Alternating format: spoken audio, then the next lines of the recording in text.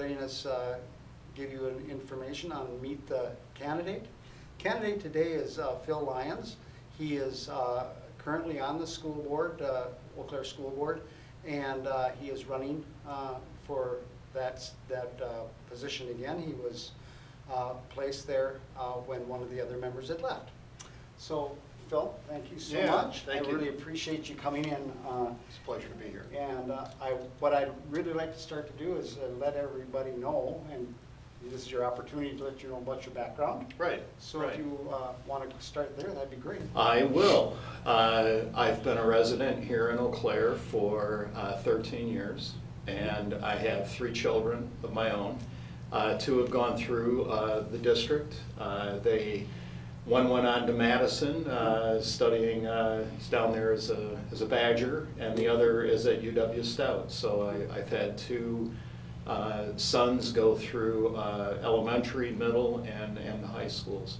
I have one son currently who's at South Middle School, and is just having a wonderful experience with all of the programs and everything that Eau Claire has to offer. Currently, I'm the Vice Chancellor of Administration at UW Stout, so it's nice to have a son right there where I work. And the things that I oversee are the facilities. We refer to that as a physical plant on the campus. Facilities management, risk and safety reports to me. All of the student services, including housing and dining, student centers, athletics, those things, as well as my main responsibility, which is the finances and the oversight of the fiscal operations of the university. That's a lot. It is. It is. It keeps me busy 7 days a week. Yeah, but it's wonderful. It makes a difference. And in my spare time, I ended up volunteering for the Demographic and Trends Committee, and served on that for 3 years, and was the chair for the last year and a half. And the last year and a half, we were working on trying to realign the populations within the elementary schools. Okay. So when I got onto the Demographic and Trend Committee, we were looking at renovations to Roosevelt, which is a 2-section school. And if we were going to renovate it, we were thinking about it as a 3-section school, so making it a larger school to be able to have higher capacity of students. The committee and I thought that perhaps we should try to shift those students within some of the surrounding elementaries like Locust Lane, Sam Davy, Northwoods, Longfellow, to try to even that out so that we wouldn't have to do a full renovation. I went to the school board multiple times and did a number of presentations. And through my experience in having been in front of the school board so many times, when one of the school members decided to step down, I was actually at the meeting where they were encouraging people to apply. And I thought, well, Yeah, you've been here. I'll do that. I've been at a number of meetings. I have an interest in volunteering for the community. I think it's a great public school system that we have here. And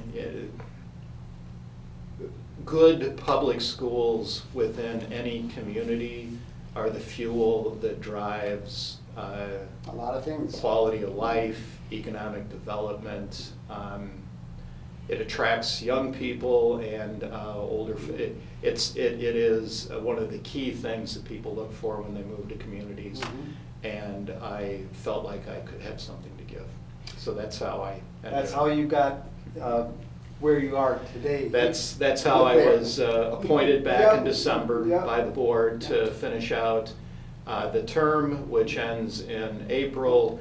One of the questions that the board asked was, are you going to run? Because I think it was an opportunity where you had 5 months to bring somebody in.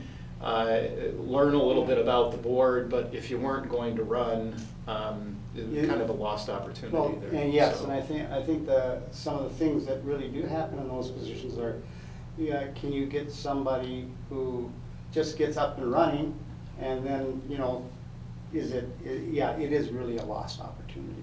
So now that you are there, and the opportunity to do it again,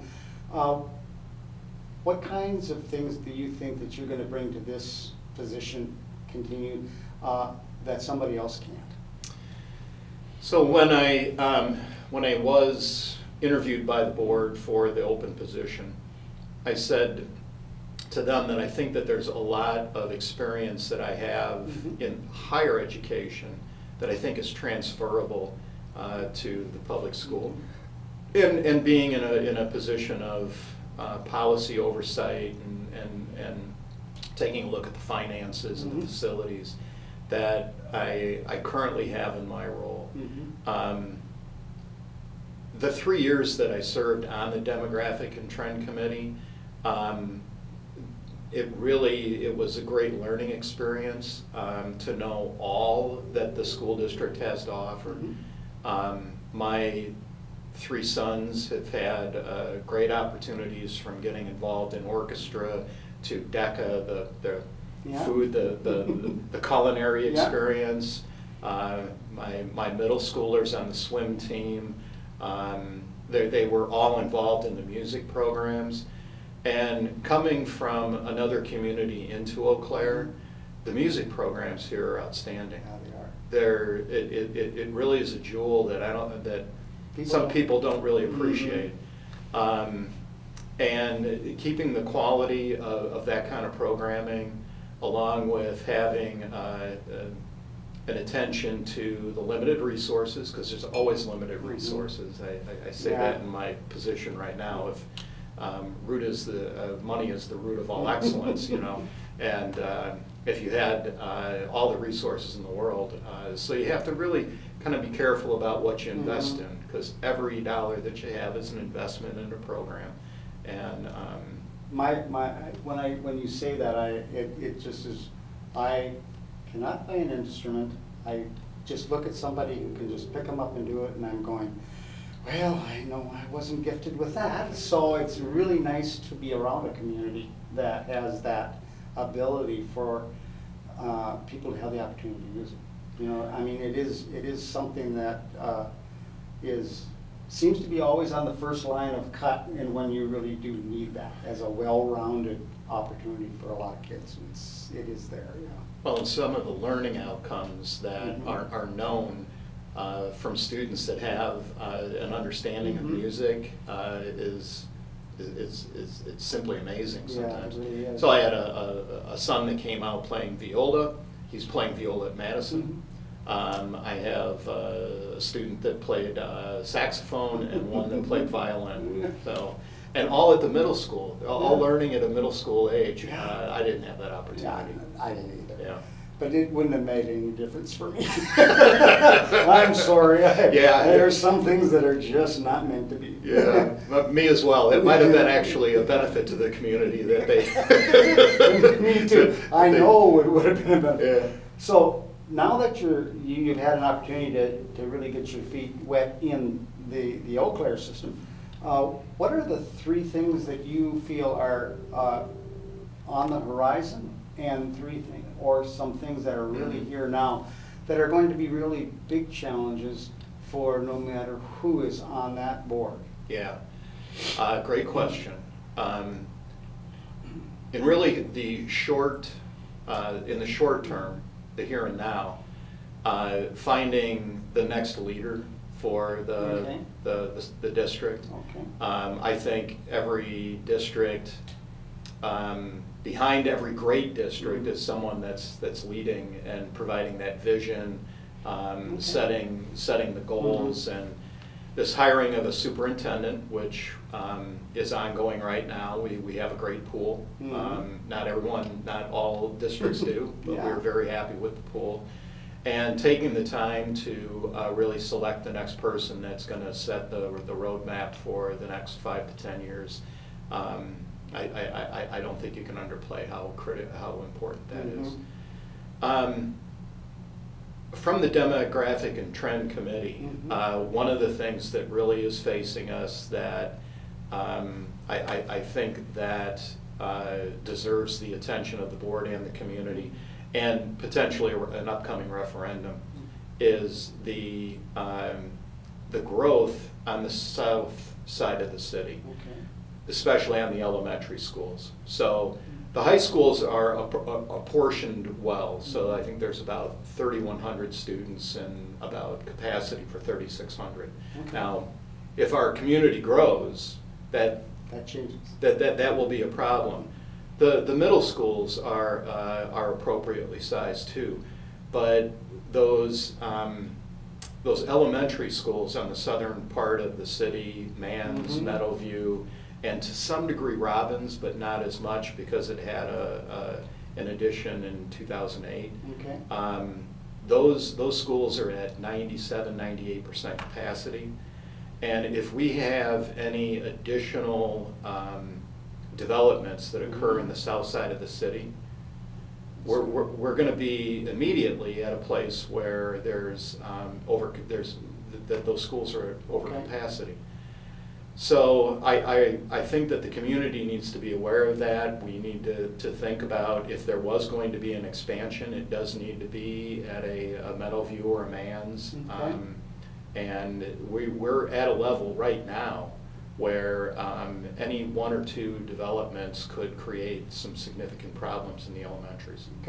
So I think that that's something that in the medium term needs to really be on people's radar. And then a long term, and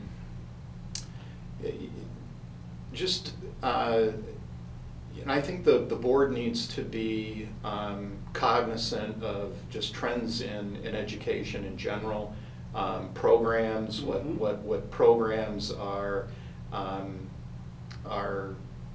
seeing a need, what programs in academics are seeing a decline, but not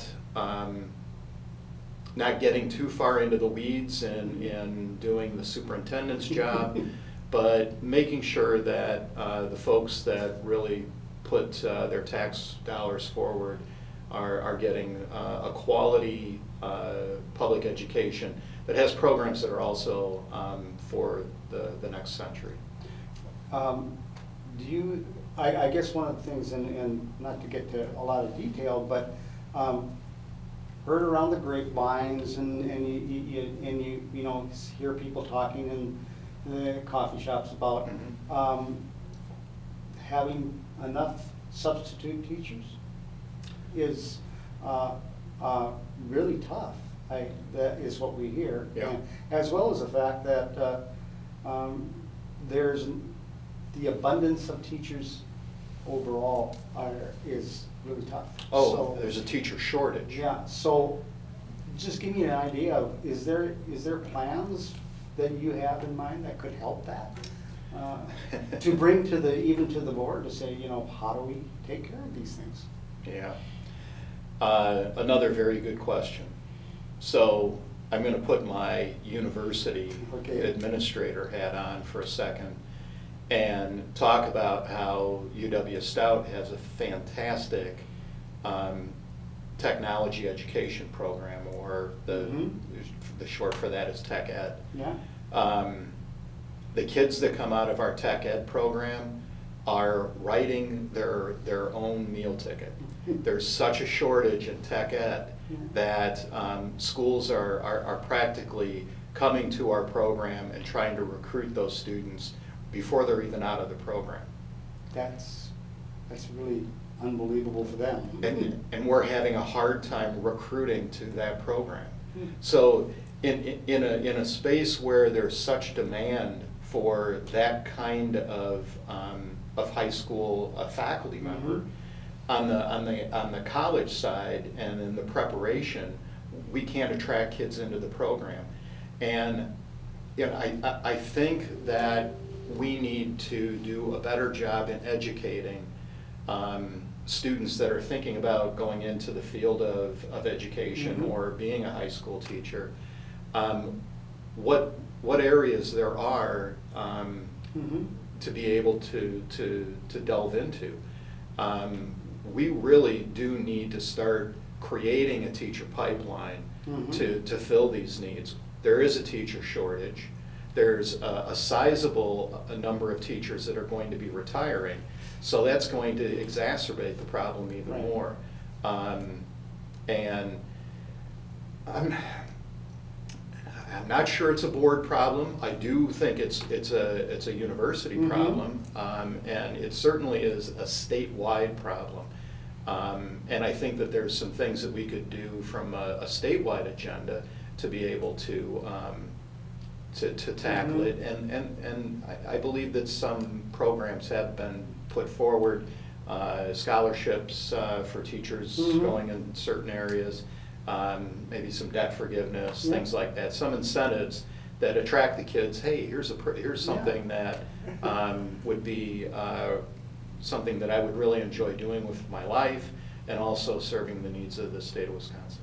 I think that the things that I found, because my family moved here, it's been now going on 15 years, Mhm. okay? And I think one of the things that I guess I'd like to share and find out what would be it seems like once you become involved in this community, Mhm. it's hard to try and find another community that compares to it. Because it does have a lot of hidden gems that people don't know that exist. Yeah, doesn't it?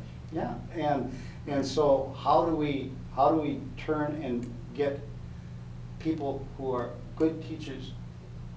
Just stick around a little while, you'll find out exactly where all those things are. It's that kind of thing that I look to see. There's a lot of attractability. It's just how do you make that happen?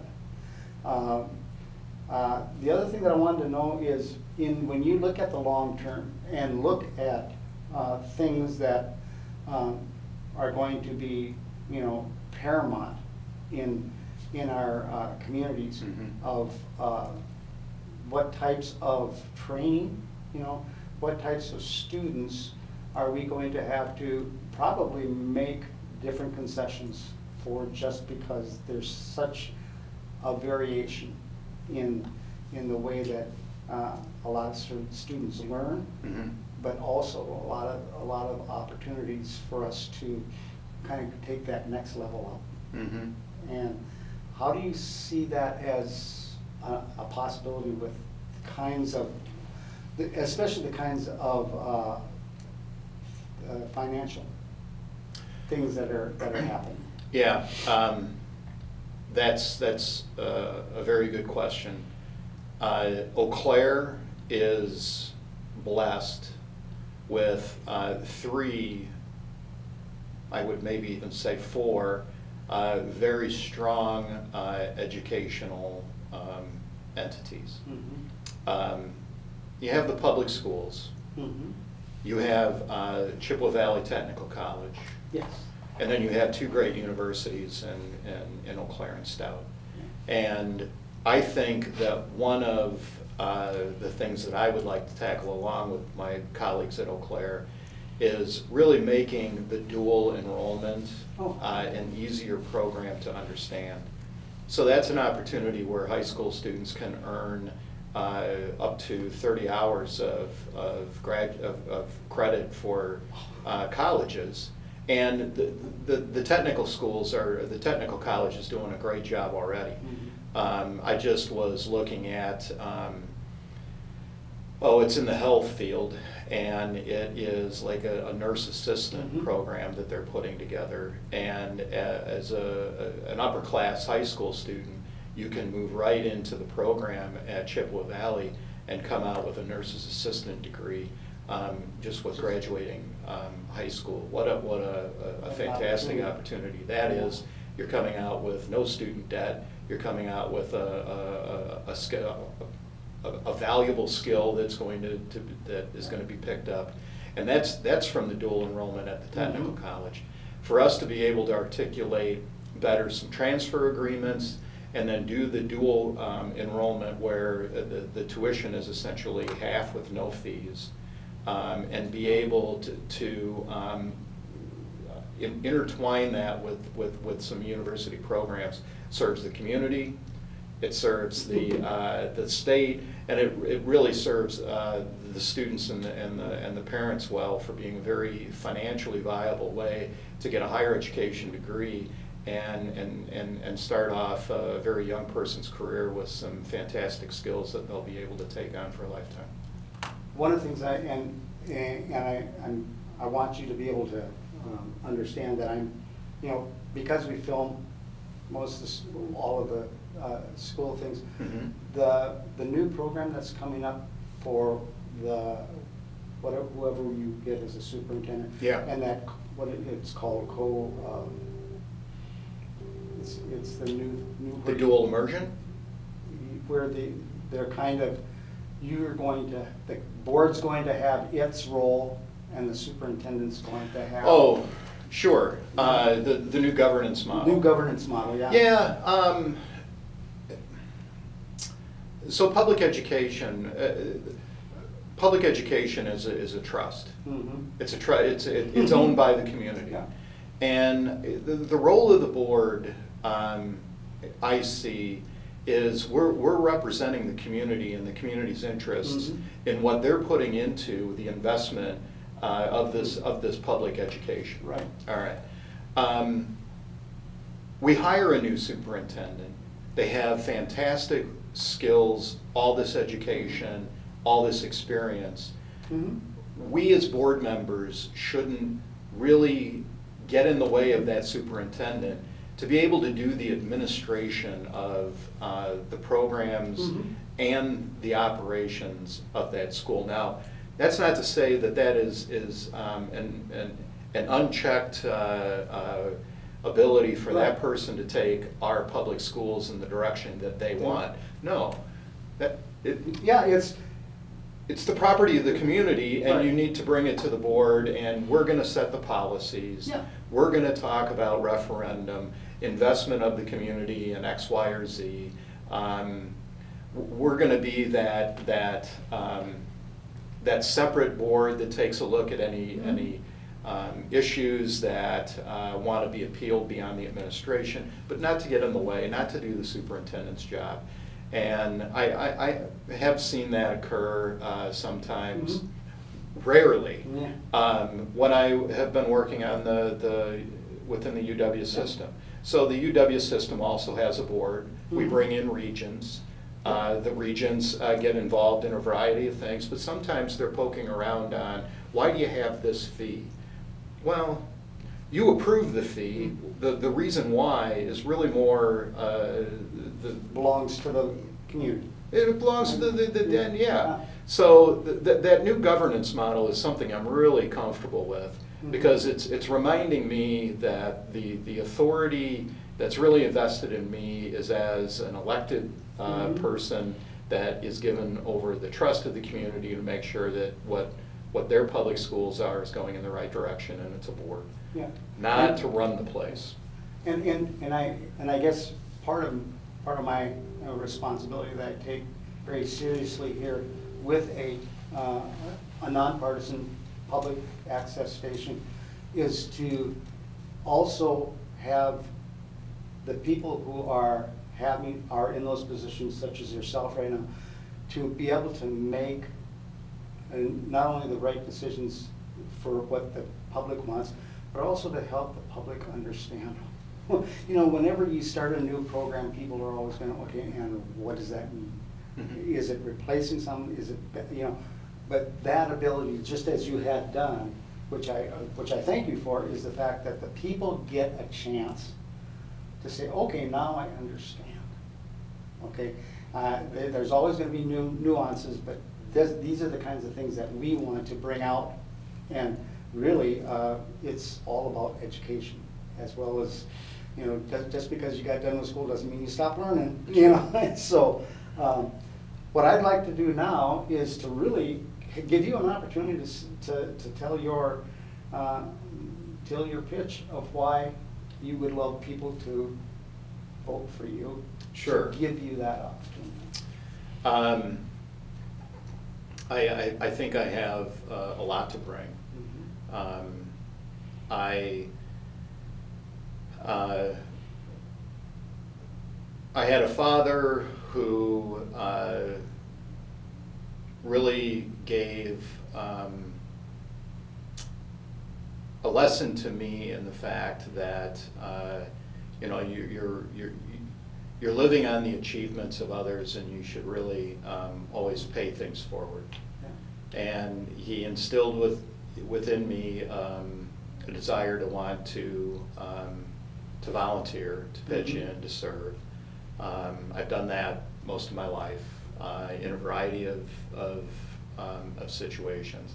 I never thought when I got onto the Demographic and Trend Committee Mm-hmm. that I would end up as the chair of the committee.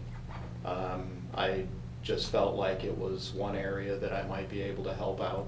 Mm-hmm. I became the chair, did that for about 18 months, served on the committee for 3 years.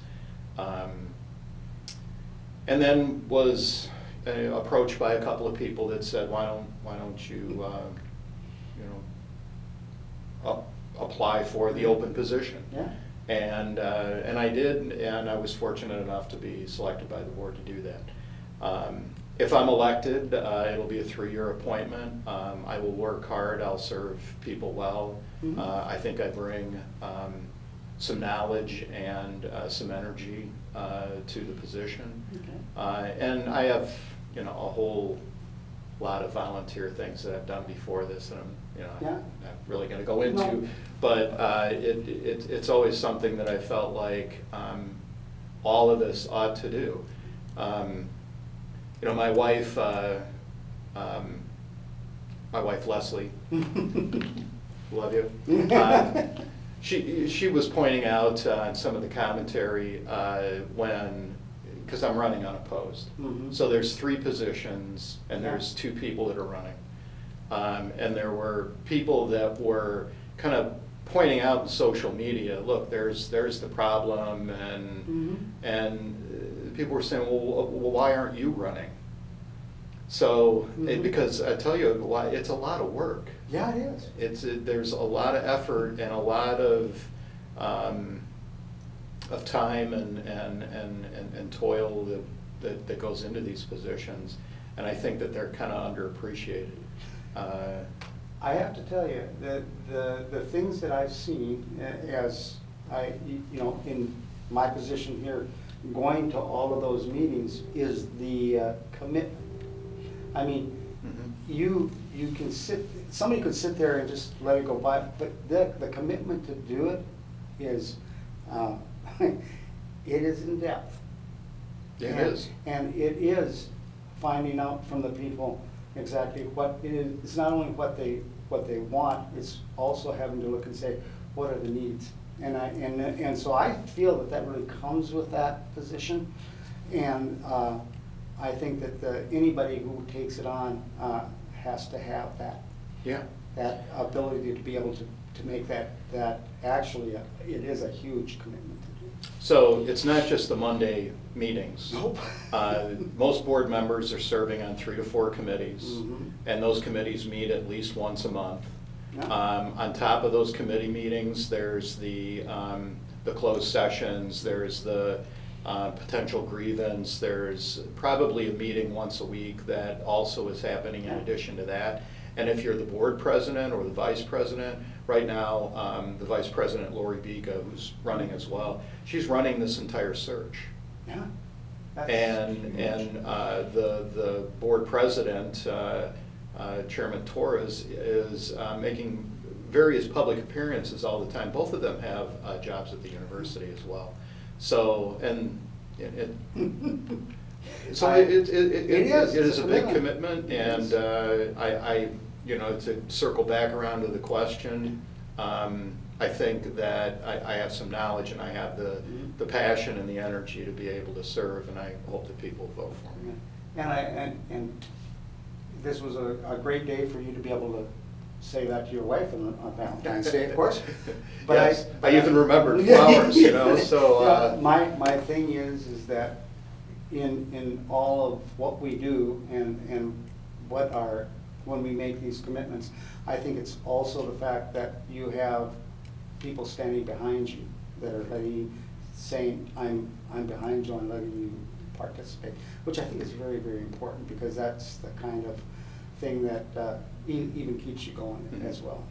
Well, I want to thank you so much for taking your time out to do this. This was great.